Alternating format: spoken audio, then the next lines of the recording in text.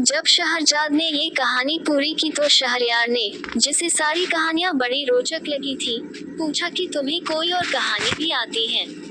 शहरजाद ने कहा कि बहुत कहानियां आती हैं। ये कहकर उसने सिंदबाद जहाजी की कहानी शुरू कर दी।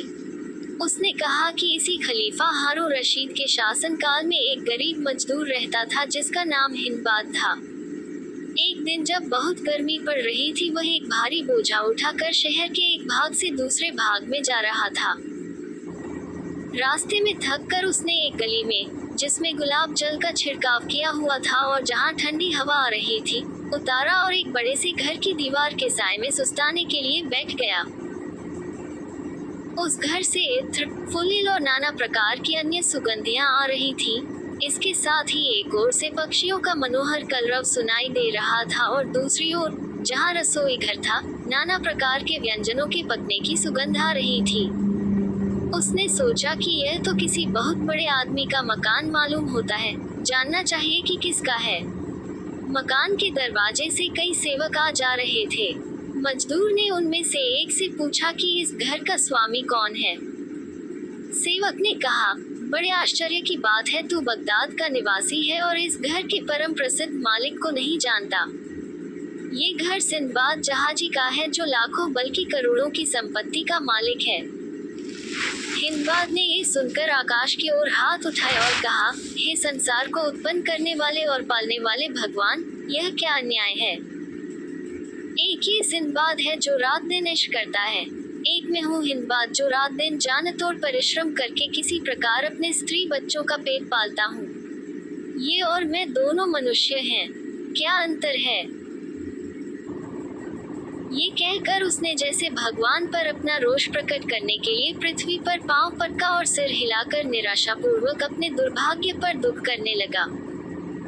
इतने में उस विशाल भवन से एक सेवक निकला और उसकी बांह पकड़कर बोला, चल अंदर, हमारे मालिक सिंदबाद ने तुझे बुलाया है। हिंदबाद ये सुनकर बहुत डरा। उसने सोचा कि मैंने जो कहा वह सिंदबाद ने सुन लिया है और क्रुद्ध होकर मुझे बुला भेजा है ताकि मुझे इस गुस्ताखी के लिए सजा दे।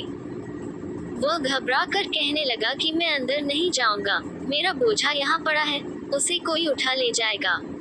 किंतु सेवकों ने उसे न छोड़ा। उन्होंने कहा कि तेरे बोझे को हम सुरक्षा पूर्वक अंदर रख देंगे और तुझे भी कोई नुकसान नहीं होगा। हिंदबाद ने बहुत देर तक सेवकों से वाद विवाद किया, किंतु उसका कोई फल न निकला और अंततः उसे उनके साथ महल के अंदर जाना ही पड़ा। सेवक हिंदबाद को कई आंगनों से होता हुआ एक बड़ी दालान में ले गया, जहां बहुत से लोग भोजन करने के लिए बैठे थे। नाना प्रकार के व्यंजन वहां रखे थे और इन सब के बीच में एक शानदार अमीर आदमी, जिसकी सफेद दाढ़ी छाती तक लटकी थी, बैठा था। उसके पीछे सेवकों का पूरा समूह हाथ बांधे खड़ा था। हिंदबाद यह ऐश्वर्य देखकर घबरा गया। उसने झुककर अमीर को सलाम किया। सिंदबाद ने उसके फटे और मैले कपड़ों पर ध्यान न दिया और प्रसन्नतापूर्वक उसके सलाम का जवाब दिया और अपनी दाहिनी ओर बिठाकर उसे सामने अपने हाथ से उठाकर स्वादिष्ट खाद्य और मदिरा पात्र रखा। जब सिंदबाद ने देखा कि सभी उपस्थित जन भोजन कर चुके हैं तो उसने हिंदबाद की ओर फिर ध्यान दिया। बगदाद में जब किसी का सम्मानपूर्वक उद्बोधन करना होता था तो उसे अरबी कहते थे। सिंदबाद ने हिंदबाद से कहा, अरबी, तुम्हारा नाम क्या है? मैं और यहाँ उपस्थित अन्य जन तुम्हारी यहाँ पर उपस्थिति से अति प्रसन्न हैं।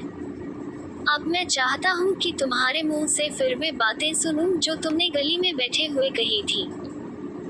सिंदबाद जहाँ बैठा था वह भाग गली से लगा हुआ था और खुली खिड़की से उसने वह सब कुछ सुन लिया था जो हिंदबाद ने रोष की दशा में कहा था। हिंदबाद ने लज्जा से सिर नीचा कर लिया और कहा, सरकार, उस समय मैं थकन और गर्मी के कारण आपे में नहीं था। मेरे मुंह से ऐसी दशा में कुछ अनुचित बातें निकल गई थी। इस सभा में उन्हें दोहराने की गुस्ताखी मैं नहीं करना चाहता।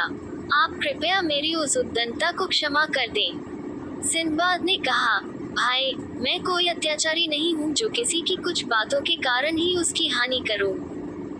मुझे तुम्हारी बातों पर क्रोध नहीं बल्कि दया ही आई थी और तुम्हारी दशा देखकर और भी दुख हुआ। लेकिन मेरे भाई, तुमने गली में बैठकर जो कहा उससे तुम्हारा अज्ञान ही प्रकट होता है। तुम समझते हो कि यह धन दौलत और यह ऐश आराम मुझे बगैर कुछ किए धरे ही मिल गया है। ऐसी बात नहीं है। मैंने संसार में जितनी विपत्तियां पड़ सकती हैं लगभग सभी झेली हैं। इसके बाद ही भगवान ने मुझे आराम की यह सामग्री दी है। ये कहकर सिंदबाद ने दूसरे मेहमानों से, हाँ, मुझ पर विगत वर्षों में बड़ी बड़ी मुसीबतें आई और बड़े विचित्र अनुभव हुए। मेरी कहानी सुनकर आप लोगों को घोर आश्चर्य होगा। मैंने धन प्राप्त करने के निमित्त 7 बार बड़ी बड़ी यात्राएं की और बड़े दुख और कष्ट उठाए। आप लोग चाहे तो मैं वह सब हाल सुनाऊं। मेहमानों ने कहा कि जरूर सुनाइए। सिंदबाद ने अपने सेवकों से कहा कि वह बोझा जो हिंदबाद बाजार से अपने घर ले जा रहा था, उसके घर पहुंचा दें। उन्होंने ऐसा ही किया। अब सिंदबाद ने अपनी पहली यात्रा का वृतांत कहना आरंभ किया।